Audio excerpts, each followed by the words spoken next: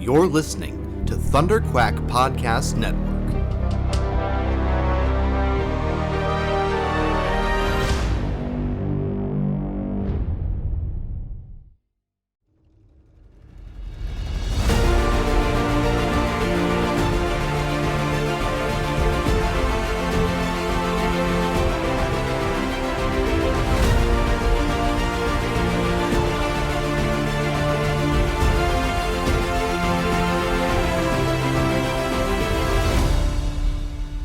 Hello and welcome back to the ThunderQuack Podcast Perfect 10.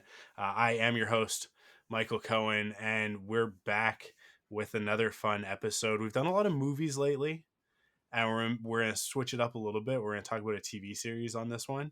I'm really excited to talk about this one. This is actually one of those ones you guys hear me say it every episode pretty much, except for the one we did with Missy with Roman Holiday, which was a movie I had never seen prior to that. But basically every other episode of this podcast so far, I go to my friends and I say, hey, come be on my podcast. This is what it is. What's your perfect 10? what do you want to do? And they throw out one or two ideas. And there is always one in there that is just like, yeah, that's natural. That is a no-brainer. That is so easy. Look, obviously there's one that is so easy that we're never going to do it. I shouldn't say that. We're going to do it. But there's one that I am avoiding because we have so many other things to talk about that we're not going to talk about Star Wars.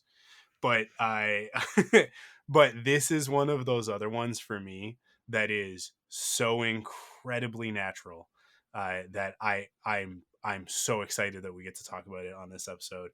And to do that, I've got my friend Candace Kaw from the Geeky Waffle hanging out to talk about Gargoyles.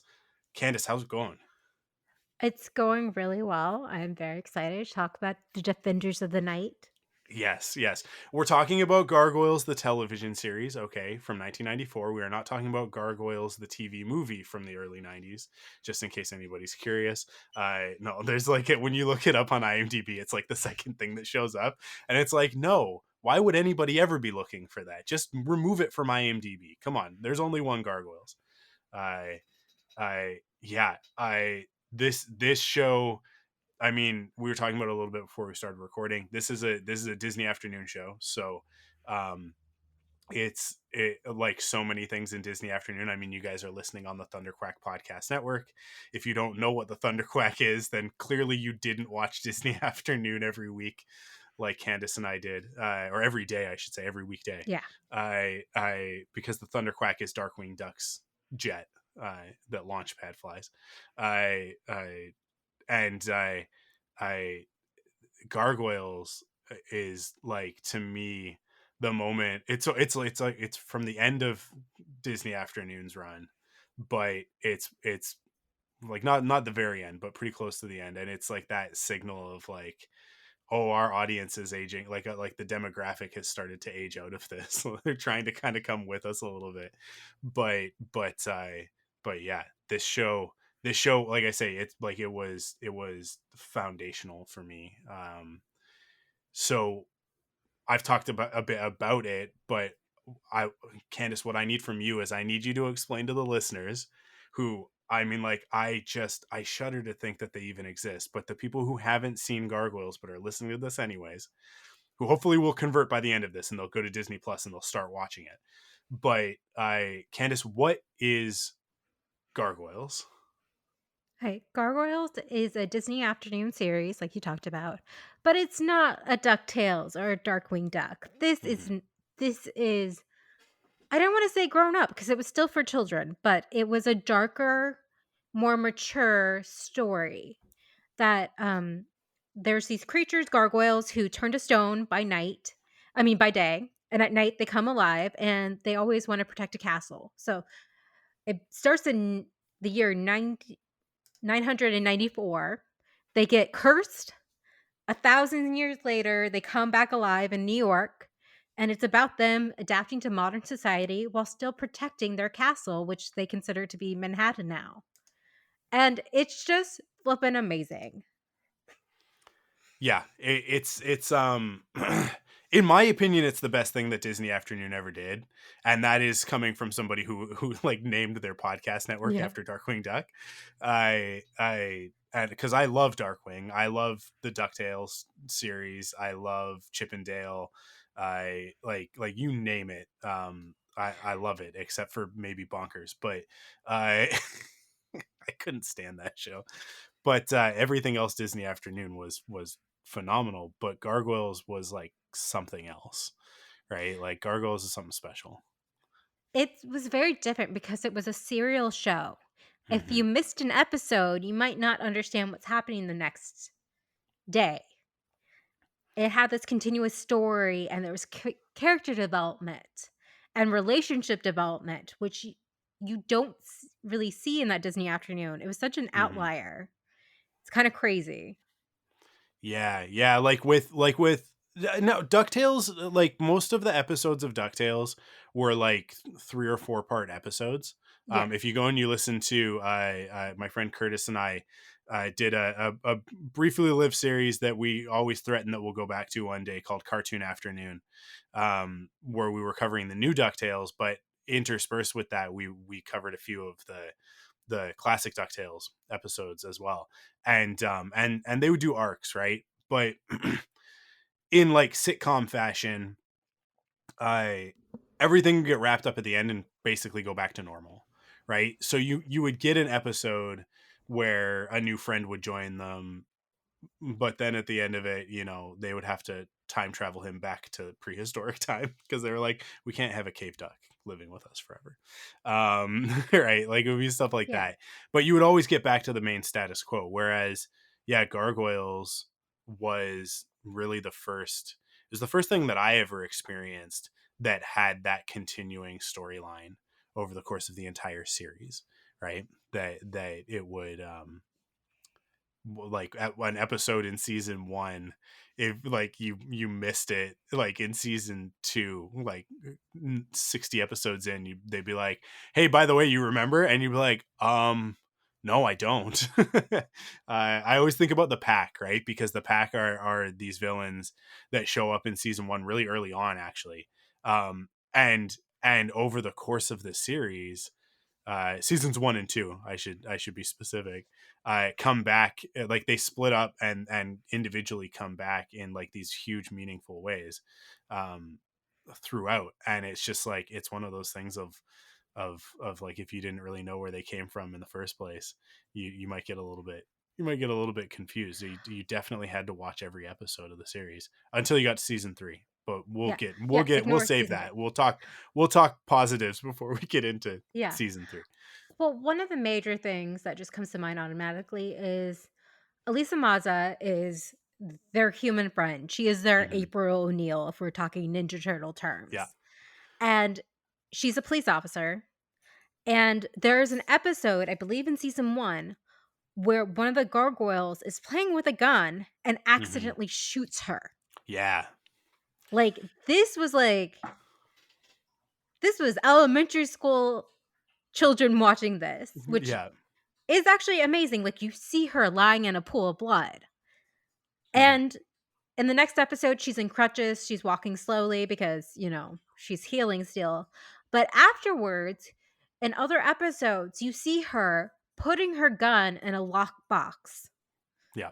So it's little things like that that you just learn more about, and it Yeah. It it, details. it yeah, it really pushed animation, right? Like Yes. because we're talking about a time when like the most, if you wanted to call it mature animation on television, would have been The Simpsons, right? And this is a time, 1994, we're like actually right in the heat of The Simpsons is ruining our children, like it's bad for society, sort of thing. Like I don't know if people can imagine that time. I wasn't allowed to watch The Simpsons in 1993, 94. Like that's where we were at. Is that the news was telling everybody that Bart Simpson saying "Eat my shorts" was making children juvenile delinquents, right? So Scandalous. So yeah, so scandal. so here's this secret series. It's funny because we're 1994. We're talking about Gargoyles, Spider-Man, and X-Men are all on TV, right? Like that's like those are kind of like the staples of I think like for me, because I would have been in 94, I would have been like 9. So um yeah, like those were the shows that were like right up my alley, like, and right at my, I think, accessibility level, right? And all three of those shows were playing with these ideas of continuity and this longer form of storytelling. But X-Men would go there sometimes, but it would do it in like very like, oh, like we have certain rules that we have to follow. All of the bad guys have laser guns and stuff like that. We're chopping up robots. Like it stays pretty like Saturday morning cartoon safe, still playing by like those He-Man, GI Joe rules. And Spider-Man was like, Spider-Man was, well, he's got webs, so don't worry about it, right? Like everything's fine, everybody's fine by the end of every episode, um except for Mary Jane that one time. But when they tried to do the Gwen Stacy thing with Mary Jane, but Yeah. they couldn't kill her, so they dropped her into a portal. It's very confusing But they left her for the there because 90s. it didn't continue afterwards, I think. Yep. Yep. Yeah, so she's uh just in a different dimension. yeah, I don't know. I think no. I think they wrap it up in the very last episode. Like there's Oh, like a okay. moment because he has like the interdimensional adventure right at the, like, Gotcha. Spider-Verse happened in the Spider-Man cartoon series before it ever happened in the comics, and then eventually on the big screen. Um but yeah, it was like those shows both pulled their punches 100%. But and here's the thing, Greg Weisman did not pull punches with Gargoyles, and he made the show that he wanted to make, even though it was Disney making it and it was an animated show intended for a younger audience. He didn't care. Like I think he was the first one who really made a show for that like sort of tween audience, right? We didn't even have that word back then, right? That I didn't exist for like another 5 or 6 years, I think. but I but really he was the first, like, appreciate. Oh, yeah. sorry. No, go ahead. I really appreciate that he treated his audience, even though yes, we were children, like we were Mhm. smart. We understood. We kept up with the storylines, and there was even I remember like watching some behind the scenes things as a kid because I remember this line vividly. In the very first episode, the villain David Xanatos says something about along the lines, "If you pay a man enough, he'll walk barefoot in hell." And saying Mhm. the H word in Yeah. a Disney afternoon series? But Greg put that in there to see what he could get away with, he said. Yeah. Yeah. And he got away with that. Yeah. Yeah, I think it was a thing of like in the first season for sure, no one was paying attention. They thought like because like, and he was smart. He was really smart about it because what did he do? He built the gargoyles around the same tropes that everything else was built around at the time, which was everybody was just trying to emulate the Ninja Turtles, right? So you Yes. nailed it when you said earlier that like Eliza is their April O'Neil, right? But instead of making her this half measure of like, well, she's a news reporter, right? Like, oh, she's somebody who's in the line of fire but isn't one of the people firing, right? Like that's always kind of, a lot of the shows will do that where like where your human counterpart to these like fantastical characters is like they're involved but not like, they're not a combatant, right? But Or then they're damsel in distress a yeah. lot. They're what I they're fighting for. Instead, like, Yeah. Elisa is fighting alongside them. Like, the first few episodes, Mhm. the first time she spends, like, the whole night with Goliath, she stays with him and protects him after they Mhm. were attacked. And that just again, that stuck with me too as a kid. Mhm. I was like, "She's so cool." Yeah. We're gonna circle back to that Yeah. because that's one of the other things that's huge about this show. But yeah, like she was an actual like active participant in the stories, if not the driving force behind a lot of them, especially in the first season. Like it was a lot of her investigations and then them helping, right? Yeah. But then it did have the perfect in Brooklyn, Lexington, and Broadway. You had the Ninja Turtle. They're brightly colored. Hmm. I always it man. It's so funny because like X-Men and Gargoyles, I credit a lot with my open-mindedness and like with the type of like man that I am today, like because those two shows at that integral time in like my formation of ideologies showed me that like I being different is not a bad thing. Like being different is actually a good thing. And I will always forever remember from the first episode when the little boy asks them, I like what are your names? And like we don't have names. I How do you tell each other apart? And it's like, well, we all look different. And then he asks the question like, but what do you call each other? And Lexington just goes friend, right? And it's just like that um boiling down I like xenophobia, which is such a Hmm. big concept to Oh teach yeah. 7, 8, 9 year olds, right? Oh yeah. I into literally one scene of this little kid who like the gargoyles have just saved everybody, right? And then and this kid's like, oh, you guys are heroes. And then the mom comes over and is like, well, I judge you because I'm an adult, which is immediately putting you at the place of like of letting you as a kid know like, hey, adults don't understand this. They're not going to understand you when you talk about this. For some reason, right? We don't quite understand it in that moment. It's not explained. But like the series does a very good job of explaining it to you. But like it's just like really quick for a kid of like as a kid you have an opportunity right now to be better than the adults and to not judge these characters based on their appearance. And hopefully just like this kid you're like actually I keep saying this kid. Well, I can't remember his name. He's Tom. actually sorry. Tom. It's Tom. He's a Tom. hugely important character, but Yeah, I'm like, oh my god, he's like yeah, he raises gargoyle eggs. But yeah, Michael, yeah. I'm biracial. I'm Yes. half white, I'm half Indian. And yeah, I knew what racism was before I could remember because just experiencing it, being with my parents, seeing Hmm. stares, hearing comments, not quite understanding it because you don't process as a kid.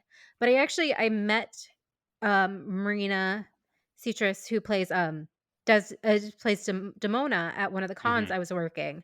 And I told her, I was like, this series helped me so much understanding racism, Hmm. understanding, like you said, xenophobia, and just understanding the world, and helping me realize like we weren't the bad people. It's these other people who just are ignorant and didn't Hmm. understand.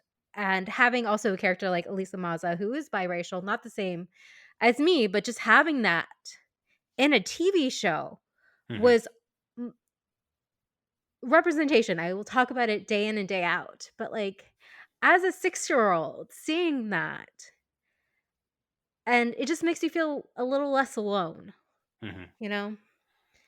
Yeah, for sure. Well, and that scene that I'm talking about, the way that it also immediately plays out the other side of an interaction like that, right? That as soon as the adults come over and start like I basically like persecuting these Yeah. gargoyles, They're saying they that they're hurting the child when the yeah, child just started a conversation with them. yeah, Just because they look different and they are different. yeah, and they want to react, right? These young gargoyles want to react, and they well, fine, you want us to be monsters, then let's be monsters. And the way that like that is played as equally as bad, right? Like of like because Goliath comes in, he's like, no, but we can't do that. Like that can't be. And you know what? If it wasn't if it would listen, if it was anybody but Keith David, is this show as effective as it is? I don't know. Oh my I don't know gosh. because Keith David. Goliath is Keith David. Keith David is Goliath. I don't care what he shows up in. When I'm watching season 6 of Community and he shows up and he talks and he's a ridiculous character in that, I just hear Goliath all the time. But every once in a while he'll do something on social media where he'll like drop back into the voice, and it's like he's still got it, you guys. Like, not just the sound of his voice, but like the character is just like, it's just under the surface for him at all times. And it makes me nuts that we haven't been able to get Disney to go back to, I mean, we know why, but although we'll talk about we are going to talk about Greg Weisman and the controversy and stuff like that. But yeah, like it drives me nuts, because it's like, come on, like, we could, like, this is actually another season of Gargoyles is something that we need right now, I think. A show that uses this allegory, this fantastical setting, and these characters to get across to young people that, like, there is, like, nobody wins on either side of this equation, right? When people persecute and then people fight back against that, like violently, like, that's not how we do it, right? Like, there are better ways, and what is it, like, it's mostly by forming friendships, right? That's like, it's like most shows, what's the solution in almost every scenario? It's like, well, we should just be friends instead of enemies. Like, how many episodes of Gargoyles start with two people fighting each other that turns out by the end of it that actually, no, it's just Xanatos. He's actually the only one that we should be fighting. It always goes back to Xanatos, uh, until quite close to the end of the series. But Yeah. yeah. Well, that was another amazing thing about the series too, is like one of their main enemies becomes a friend at the end. And it Yeah. was, again, as a child, especially when you're like young, grade school, you think of things very black and white. Someone's just bad, someone's a villain. There's no nuance to it. And with Xanatos, you see him like go from like, okay, he tricked them into like supervillain territory to he becomes a father, he nearly loses his wife, nearly loses his son, and he has a change of heart. Mhm. And having and him risking to save the gargoyles at the very end of the series, spoiler alert, but like just seeing that was something very new. And again, it's a big idea, but they trusted us to understand it, that people can change. Yeah, absolutely. Yeah. Well, and that's the great thing that you get when you tell the story over a long period, right? And Yeah. let's break down the seasons, actually, because we've kind of been Okay. talking around it. But so we've got the first season is not that long. I mean, like, it's a decent length season, right? I'm trying to bring It's up the about episode list. it's 13 episodes, Yeah, so that's, I mean, including that was pretty standard for yeah, a Disney first afternoon season. first season. Yeah, Um, the first 5 episodes were turned into like a movie, The yeah. Awakening, that's all about, setting this up, getting them from 994 to 1994, and having them meet everyone, and, revealing Xanatos is bad. Not only is Xanatos bad, but Gargoyle Goliath's ex, Demona, has somehow survived for 1,000 years, and she really hates humans. Yeah.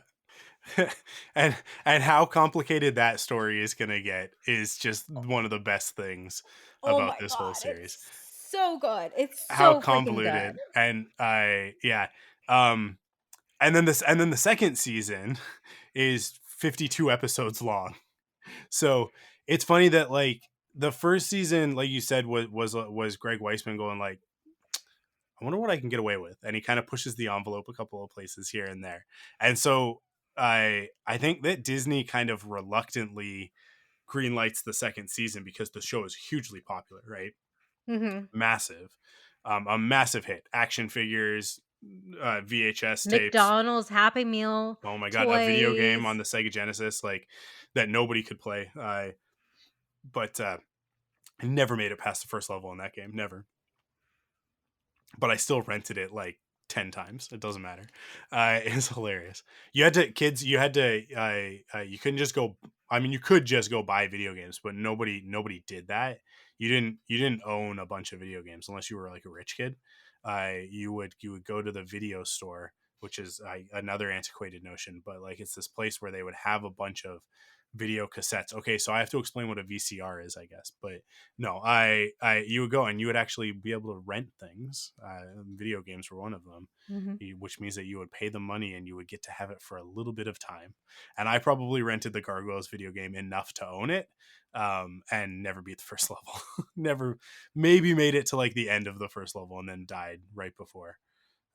I think my brother beat it like once. My oldest brother beat it like one time, and we were like, "Oh, that's what the second level looks like," and then he died immediately. But that's how video games were back then.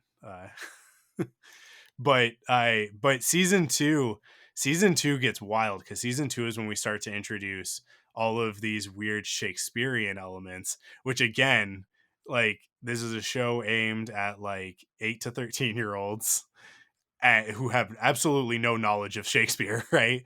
And so like Weissman just starts grabbing all of these characters from Shakespeare, whether it's Macbeth or he grabs like all of the The Weird pantheon. Sisters Yeah, and well, yeah, the from oh, which is also but from Macbeth. Macbeth, right?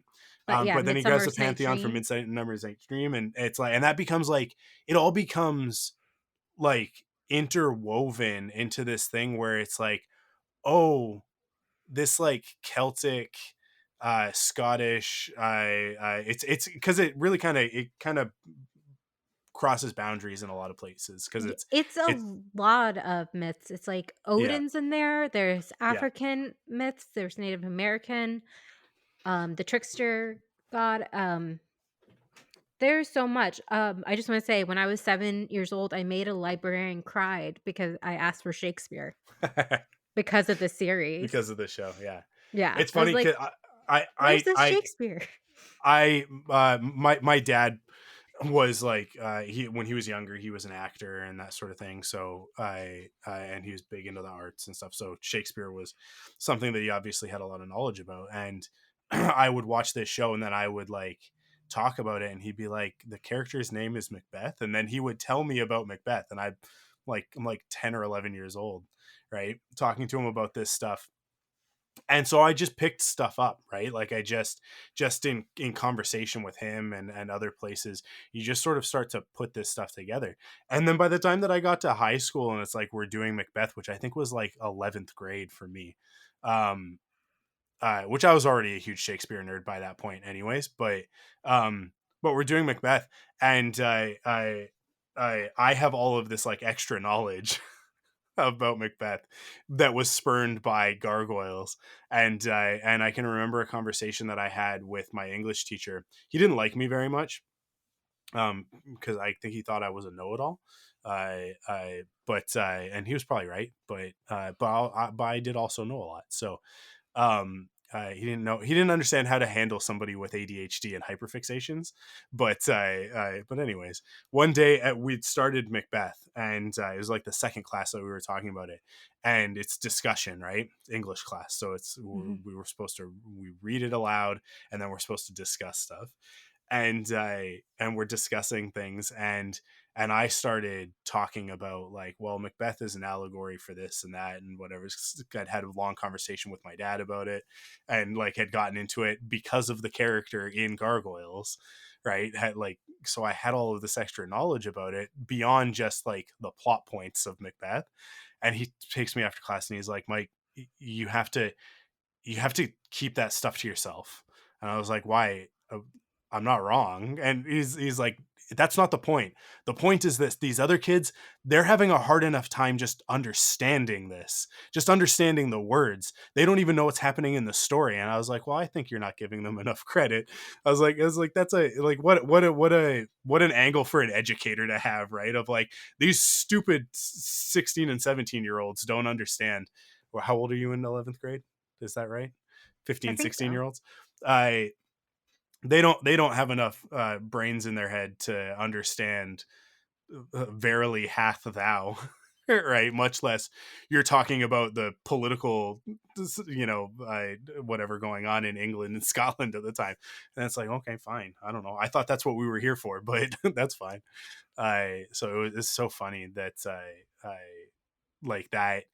I had to have that talking to by my English teacher in the 12th grade as a direct result of Greg Weisman being like, but what if we made Macbeth an action hero? Like, what if Macbeth was Sean Connery, Played by John Rhys Davis. played by John Rhys Davis, and he fought like a 10-foot tall purple stone man with wings? What if that were the show? What if that's the show? And he's like, and he has this weird intertwined dyad relationship with the villainess of the show as well. And it's like, so who's the bad guy at what point? It's man, Gargoyles is so good because you're just like, you go through the whole series and you're like, so who is the bad guy in Gargoyles? And it's like, I think it's prejudice. Society. I think it's prejudice. Yeah, society. Yeah, that's a good one. It's like, it's man versus himself. Like, that's the whole, it's man versus himself, but the lead characters are all not human. Like, it's just, it's so wild. But that's the brilliance of the show. And Greg Weisman, again, just pushing it and pushing it and pushing it. Um, and bringing in other cultures from around the world, making Eliza I she's she's black, Latino, and Native American, right? Like, that's sort of the She's mix. it's black. She's Black and Native American. Okay, is she not Latino? I thought I don't think I guess so. is the Maza. I guess just because it's like Southwest America, right? So I that's, I always kind of just got that little bit of No, a vibe. But she's based on she's actually based on Salli Richardson. She's both African and she has some Cherokee roots. yeah, yeah, but like they bring that stuff into it, right? Like, I love it because later in the second season, we like visit like basically both of her ancestral homes, and like interact with gods in both of those places, that are connected to sort of her heritage. One of the episodes is literally called Heritage, I think. I it's just like they take every opportunity to explore um like the like other cultures and other uh like religious beliefs, even in some of them. Like, it's at the time, like, again, we're talking about 94 to 97, right? And that is not something that's being done in adult content very often, unless it's like almost exploitative in nature, right? Like, or Yeah. like very pointed about it, right? But here's this kids show that is like, yeah, so we're gonna tell you a fantastical story about Anansi turning people into panthers, and but this is like real African mythology, right? So you're like, as a kid, you're just learning this stuff just by watching a show that you like, right? It just, and obviously, there's a line there, there's a bit of fuzzy line there, because some of the stories are also being morphed a little bit um in order to fit the narrative, right? Yeah, because But all the mythical creatures are children of Oberon, who's mhm, from Midsummer. So they're all connected. They're all siblings, really.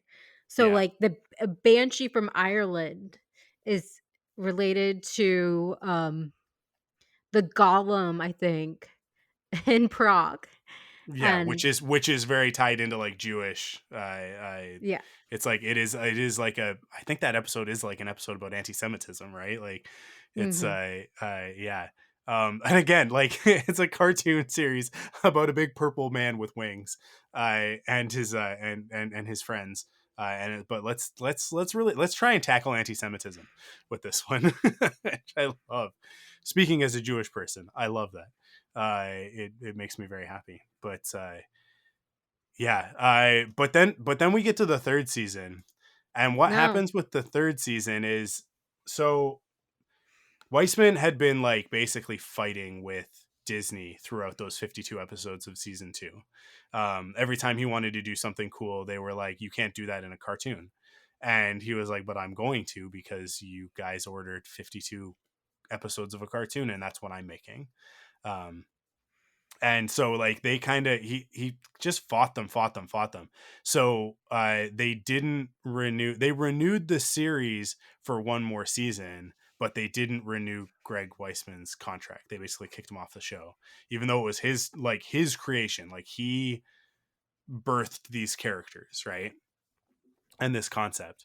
Um and so they got rid of him. And I think they got rid of like most of the writing staff, right? Like Yeah. it's like because you jump into the first episode of season 3 and it is not the same show. It Well, picks up the where the last the one left off, but it is not the same show. It's but the first season, the first episode is actually written by Greg. It's every episode after that yeah, okay, sorry, yeah. is terrible. Like, because Um the first episode of season 3 is the journey, and even Greg, after I think it was like in 2006 or so, they came out with a comic book of what yeah. his like vision was for what would happen after the series, and it included the journey. Mhm. So it was after that. After that, Yeah, everybody sorry, knows yeah, about you're right. It's the second gargoyles. episode. Yeah. And one of them is like, one of them goes to Hollywood to be an actor or something. And another one is like the dog gargoyle gets like, ends up in the Amish country or something.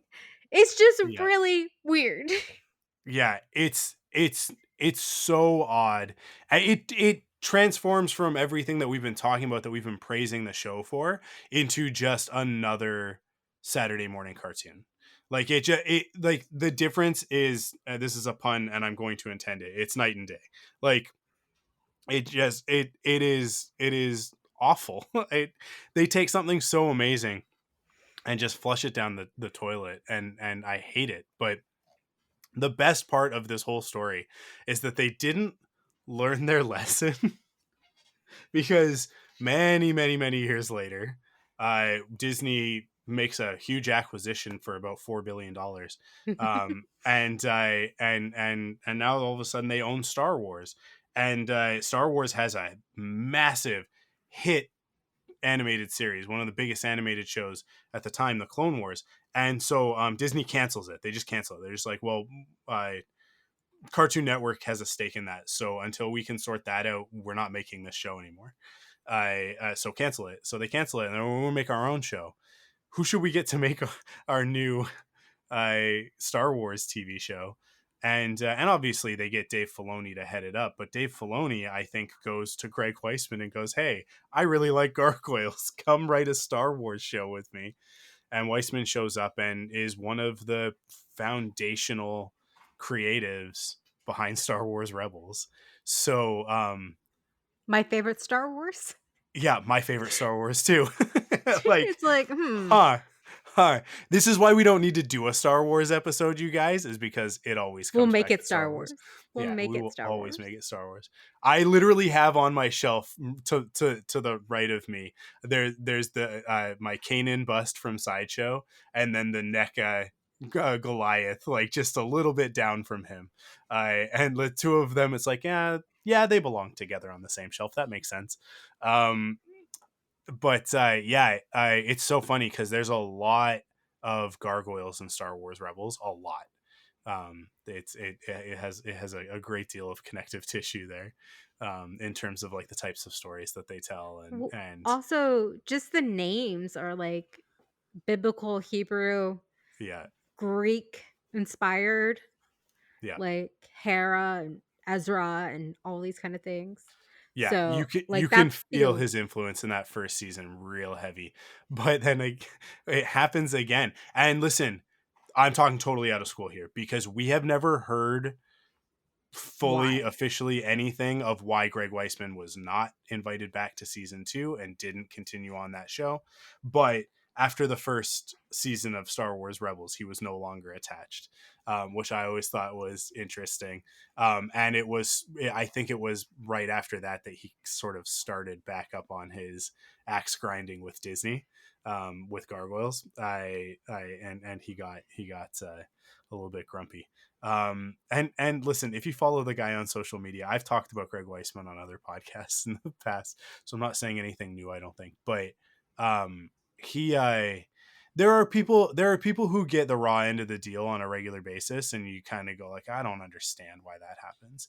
And then there are other people who you go, I think I see some patterns here, and it might not be all Disney on this one. I think that Disney definitely holds the bag for the bad decision making, but because I think when you like, if you hire someone like Greg Weisman, you should know what you're getting yourself into, and you should let him do his thing, because he's also one of the key minds behind Young Justice, and that has been like a whole other thing of like, are we going to get another season, like I controversies and, you know, fans getting in an uproar and him sort of maybe stoking that flame a little bit too much at times. But he can be a controversial figure, to say the least, and so some Well, of he these things hasn't I think maybe he's done to himself to a certain degree, but he hasn't uh, said anything, like, awful, right? Like, racist, sexist. well, no, he's never. It's not. He is. I think he's a good guy, and I think like Okay, based good, on because I was like yeah. No, I was like, when you he's said controversy at the beginning, I was like, yeah. "Oh, crap, what did he He's do?" not. No. He's not a. This is not a cancel culture controversy. This is like a Hollywood difficult to work with controversy, Okay. right? Well, I just wanna say, Yeah. like, um, in the 90s, internet's somewhat new, you're using dial-up. There is Hmm. a Gargoyles fan page, and he actually answered questions Yeah. from fans, including little me, which was very exciting, and it was the first interaction I had on the internet of the creator fan, the relationship that you can create online. Yeah. And it was just really cool to, like, ask him questions about things in the series and have him answer it, and he was just like, I just always thought he was really cool for Yeah. that, because he Yeah. And obviously loved the series and he loved the fans too. that's the thing, and that's where I'll always err on his side a little bit, because like Disney is making decisions out of fear, right? When it comes Yeah. to what happened with Gargoyles, they don't want to upset stockholders, they don't want to upset, you know, parent groups. Which, like, to be fair, like I was talking about with The Simpsons, at the time in the mid '90s, was a very legitimate concern,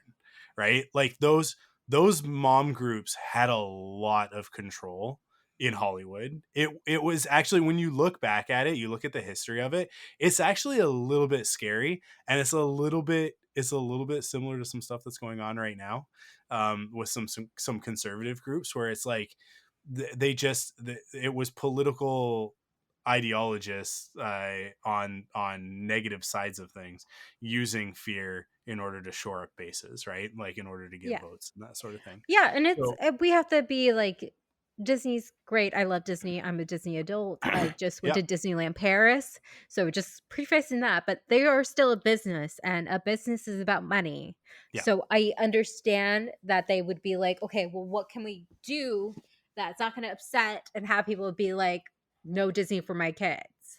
yeah, And exactly. that's something that Disney still struggles with today, is finding the balance of, okay, well, we have a lot of people who, want to see diversity uh in our stuff, but we also don't want to tick off the conservatives that also give us money.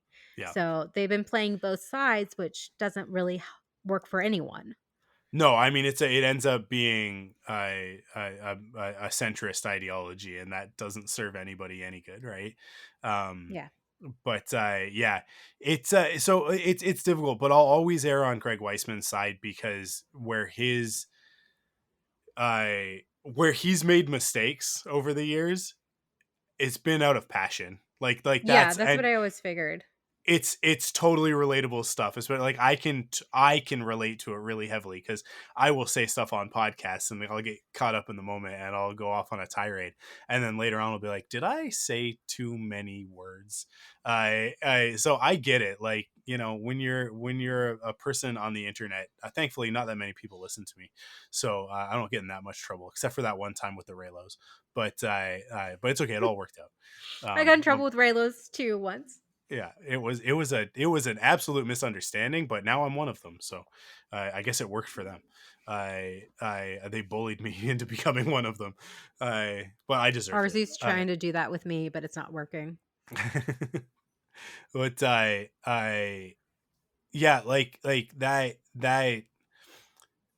that access, it's like I've said it on Twitter a few times when stuff happens. It's like we have way too much access to these people. Like we have way too much access to creatives and to celebrities. That like um it it can be magic sometimes, and it's really cool when you tweet on a random day during Star Wars Celebration. I just think we should all appreciate Ryan Johnson for making great movies, especially a really great Star Wars movie. And then he likes it, and you're like, okay, Ryan Johnson knows that I think that he's great, and that's enough for me, right? Like that, like that's a nice interaction. But then every once in a while, you say something on the internet, and then the person that you said it about sees it, and then they react, and sometimes they don't react well. Sometimes the words that start happening become toxic, and it turns into a whole other thing, or other fans misinterpret things and take it into other directions, and you end up with like a Snyderverse situation, right? Like where that's unfortunate, because I don't think that Zack Snyder ever intended for any of that to be the case, right? But Yeah. but that's what fandom and fan creator interaction has become. um and I think Greg Weisman's just one of those guys that, like, I don't know, he plays with fire a lot. um so all of that to say, it really sucks because I don't think we'll ever get more proper Gargoyles as a result of that. It's never quite gonna manifest, because yeah, it's it I think Disney just looks at it as something that they're like, well, then we got to deal with him, and that's a whole thing. And I don't know, I think the right executive in the right scenario, they could do it, but you have to have the right people in place, and I just don't think that structure is there right now. I don't think we've got the right people. But So there's been talk about it for a while, mhm. and in 2011, the writers of GI Joe: The Rise of Cobra were hired to pen an adaptation, and then in June 2018, Jordan Peele pitched his version to Disney, and it was not picked up. Hmm. Which at that point you're like, I'm sorry, do you guys not want to make money? Is that It's is Jordan is freaking that Peele. yeah, is that the plan here? He um would he would really I feel like he's also just a fan of it. So, Yeah. I think ugh. I mean, you can I think you can put together, based on the beginning of this conversation and us talking about what Gargoyles is really about, being prejudice and racism and all that thing. You can see where Jordan Peele would be like, yes, let's do some work with Gargoyles, and where Disney would be like, this makes us scared. This makes us very, very scared. Yeah, that's what I was reading an article about it, and, like, that's what the writer said. He's like, "It's probably because Disney was scared Yeah. of what Yeah. it was, and maybe they didn't wanna work with Greg again. Maybe they're scared of Greg." It's it's one of those things where every time I've had a conversation about Disney and how gun shy they are about diversity and inclusion, where they like their tokenism, but they don't they get really, really scared of anything truly meaningful, like Finn and Poe in The Rise of Skywalker. um and just being like, and as it's so much that they were like, hey, can you guys make sure that you shoehorn in something to let everybody know that Poe Dameron is for sure straight. Which, like, listen, I don't care what you put on screen, Poe Dameron's not straight. It's not. That's not a reality. Poe Dameron, just like Lando Calrissian, he does not. It does not matter. It does not matter. He's pan. Yeah, Um, 100%. can we talk But about the oh, yeah, go ahead. Go no, go ahead. Go ahead. can we talk about the reference in the recent DuckTales series? Yeah, yeah, go for it. So yeah, in the last adventure, the series finale, there's like this funny joke throughout the series that starts as like this headless man horse. Yeah.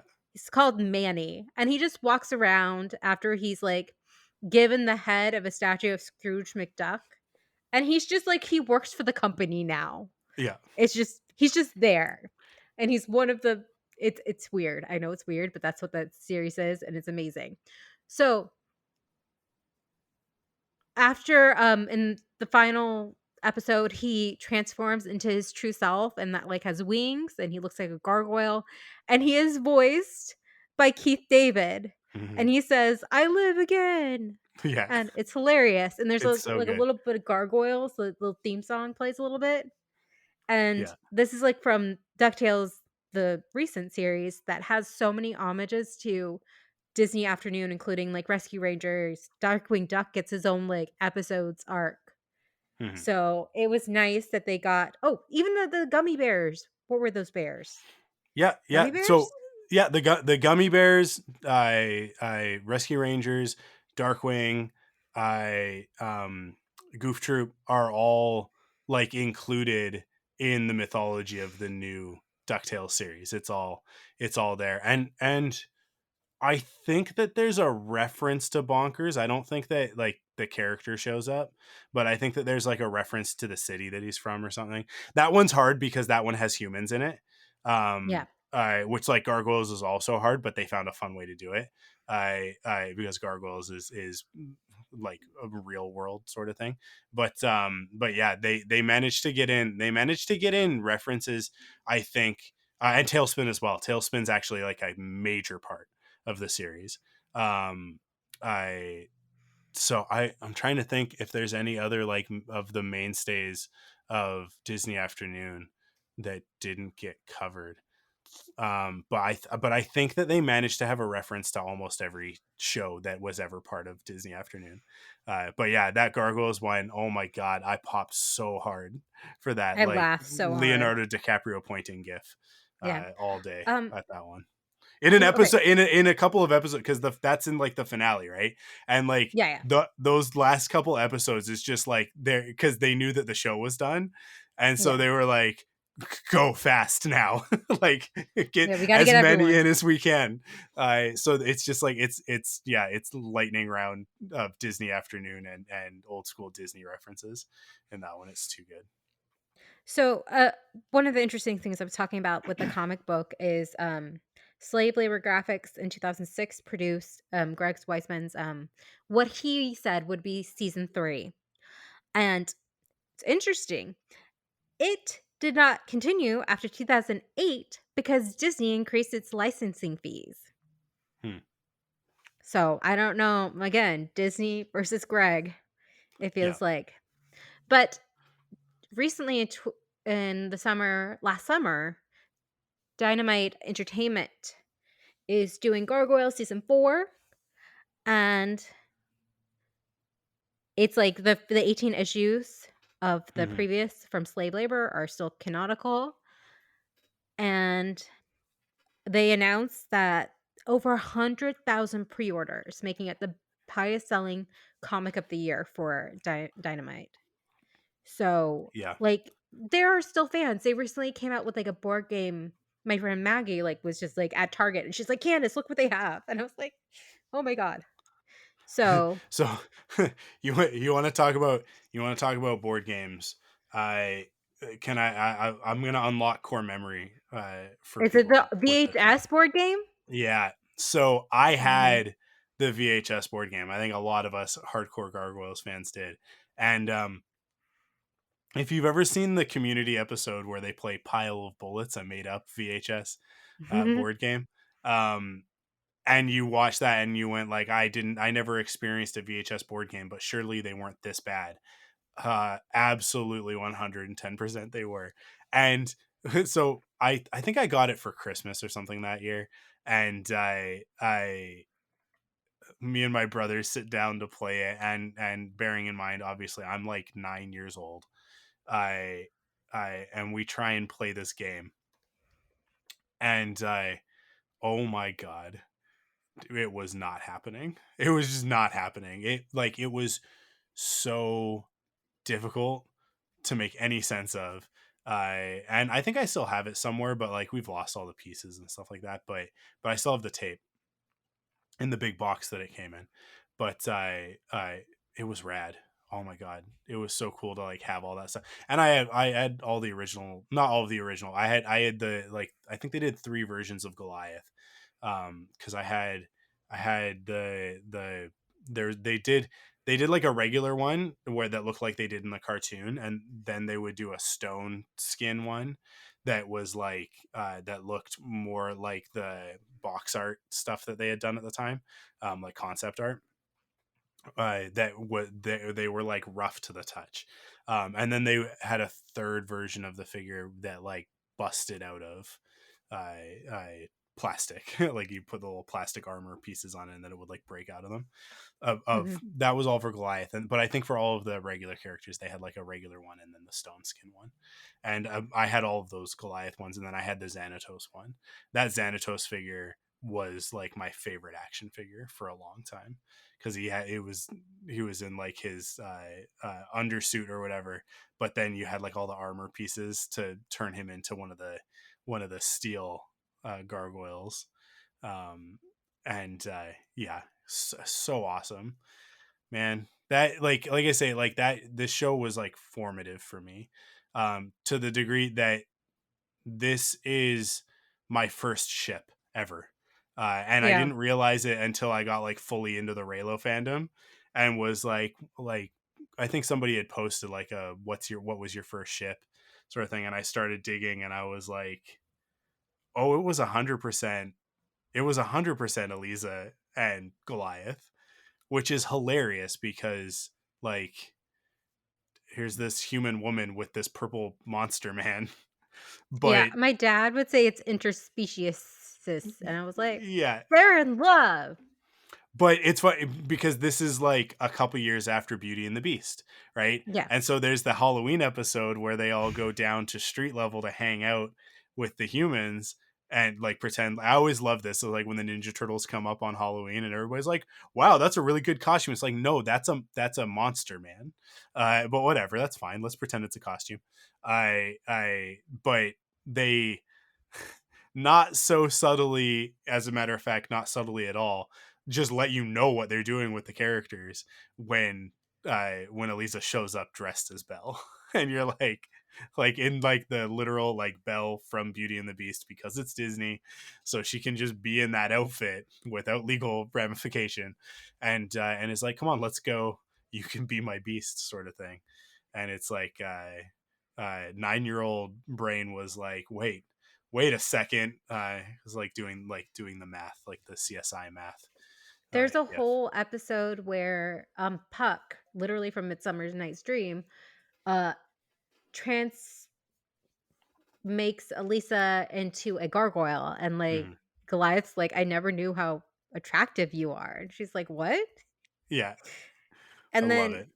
and then briefly he's human when she's human, and they're like, "Oh, no, they're hot," kinda thing, and it's just awkward and Yeah. hilarious. The best part of that is when all of the gargoyles get turned into humans, and they are not attractive. You look at all of them and they're all they just look like a construction crew. Like it's I always found that really funny. It was so disconcerting. It's so funny because they walk around naked all the time, right? Like they just got these Yeah. loincloths on all the time, and you never bat an eye at it. And then the second that they're flesh colored, you're like, "Ooh, this is icky. This is I don't no, Get them this the doesn't work clothes. for me. Please put something on your body." Yeah, it's too good. It's too good. But I do love how always the female gargoyles were more fully clothed than the male gargoyles. Always, always had to make sure you got those bikini spots covered. But yeah, listen, we're right at about the hour mark, and I think that we've covered a lot of stuff. I just want to make sure before we start to close it out, is there anything else sort of like on your personal connection to the gargoyles that you wanted to cover? We kind of covered it throughout, right? But was there Yeah. anything specific that we missed that you wanted to talk about? Not personal, but I just remembered they had the Illuminati in this series. Yeah, Like, this is just bonkers. Like, yeah, not bonkers the series, but bonkers just the amount of references in this show. yeah. But Yeah. I think this this got me into fandom, this series, Mm. because you would go online, you would see other Gargoyle fans. There was a Gargoyles like called the Gathering convention. I'd never went, but I wanted to go. But I was like 8, So my mom's like, "I'm not driving you to meet a bunch of strangers." I'm like, "Okay." But yeah, this just like it got me into more serialized stories and Hmm. series, and yeah, I love the romance. And we joke about like on the waffle, like the Monster Effers Club. I'm not Yeah. gonna curse, but I think this is where it started for a lot of us. Oh, 100%. 100%. Yep. Yeah, that's why I say like it's like the show is foundational for me, and that is one of the pieces that is foundational. It's like a love for serialized, mythic storytelling for sure. But then also like um but what if the pretty lady did a kiss with the Yeah. monster man? Right? Like Which it we 100%. we do get a kiss, and it's a very hot kiss for an animated series. I would like to say it wasn't just like a pet kiss; it was a Yeah. full mouth kiss, Oh and I yeah, was like, no, there was "Wow." tongue. There was Yeah. tongue. Yeah, it was Parisian if you catch my drift. And then, like, Uh he turns to stone right after, and he just has this, like, really dopey grin on his face, and I'm just cracking up. yeah, And I yeah. remember being like, "They kissed!" And just, like, my parents were like, "Are you okay?" I'm like, "No," and I didn't know it, but, like, that was the first time a ship I liked became canon, Yeah. you know? Yeah, no, Oh, the no, happiness. talk about an awakening. Yeah. Oh, yeah, 100%. that was a different Yeah. awakening. But yeah, Yeah. no, but on a serious note, again, yes, this helped me so much Yeah. understand things and feel more accepted. And I think it did help some of my classmates too. Also, like a lot of the girls didn't like to watch it because they thought it was a boy show. And I was like, that's Yeah. stupid. Like Lisa's right there. And then Angela, Goliath's daughter, like there's like a whole like her parents aren't together anymore. So it's kind of like a divorce, even though like one of them's like a murderous, crazy lady. But like they still have that, like, stuff in there that, like, I feel like so many kids could, like, relate to, and it was amazing, and yeah, I could talk about this for 5 more hours. We talked about doing a stone waffle show where we just watched the whole series again, but I'm like, "I can't start another podcast, can I?" I listen. You are venting to the right person on that note, because it's like every time I turn around, I'm like, but I should probably do a community rewatch podcast because it is my Yeah, if I'm favorite gonna show. rewatch it, I might as well Yeah, do a podcast. I might as well create content, right? With yeah, what time, Candace? With what yeah, time? yeah. No, I, Ugh. I, I, I luckily have my wife to constantly remind me that I do not have the time for that sort of thing. Um, yeah, but that doesn't stop me from every 5 minutes thinking like, but what if I did do a Gargoyles podcast? Because every time I watch it, I'm like, this show is perfect. It's perfect for a podcast. So good because you could just, like, analyze, like, Yeah. find the inspiration and just go into that and also talk about the '90s. Oh, stop it. Okay, never mind. Yeah, no, it's one We of those ones where it's like it's a good thing I didn't have access to the internet back then because I would have been insufferable, uh, even more so than I was.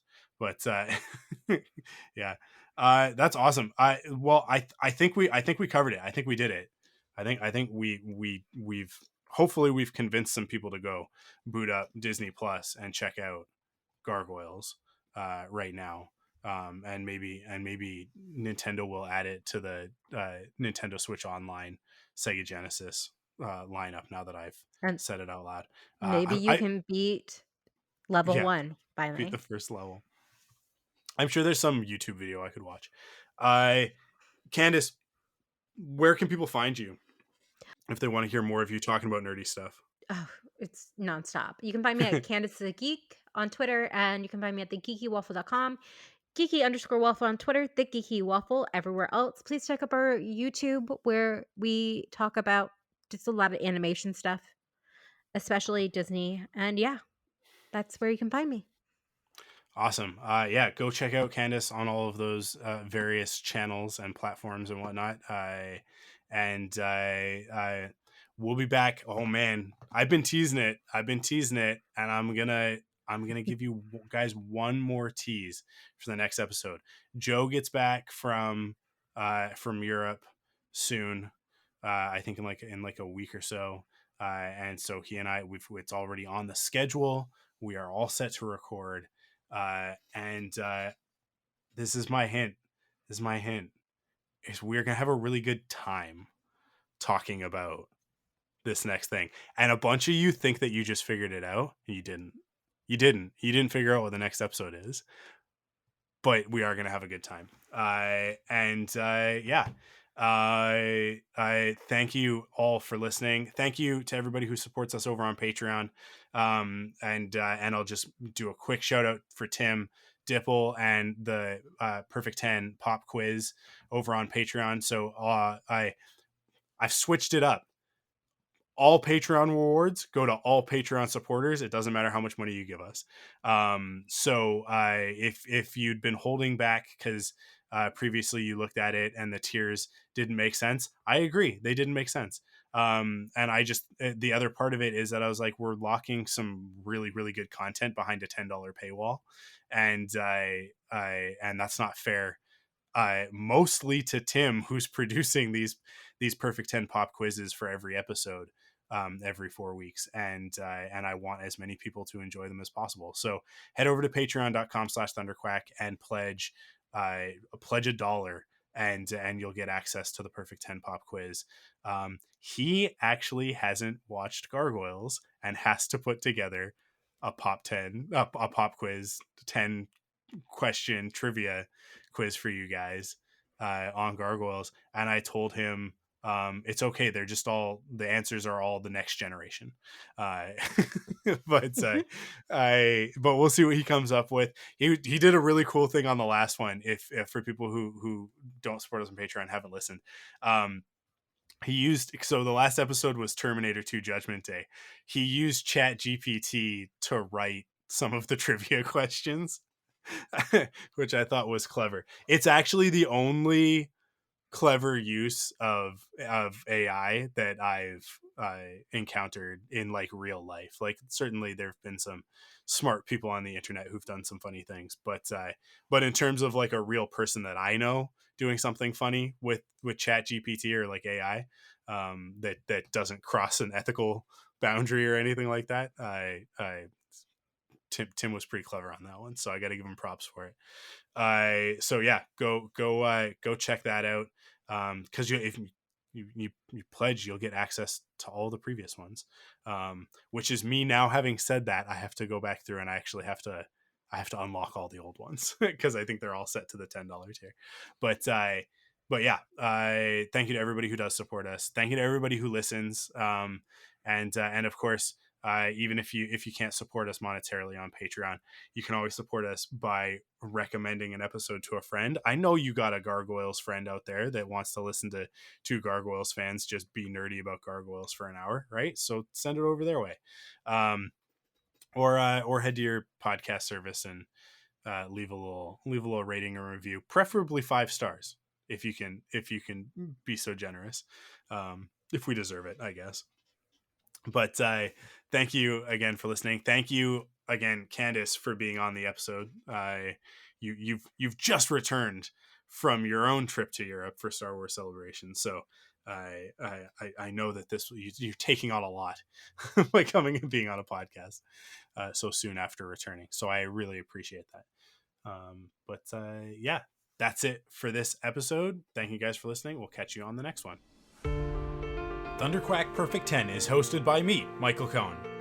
Follow us on Twitter at ThunderQuackPod, on Instagram at ThunderQuackPodcast, on Facebook at ThunderQuack, and join us on Discord at ThunderQuack.com/Discord. Support the podcast by heading to Patreon.com/ThunderQuack to get early access, bonus episodes, and the ThunderQuack Perfect 10 pop quiz. ThunderQuack Perfect 10 is part of the ThunderQuack Podcast Network. Thanks for listening.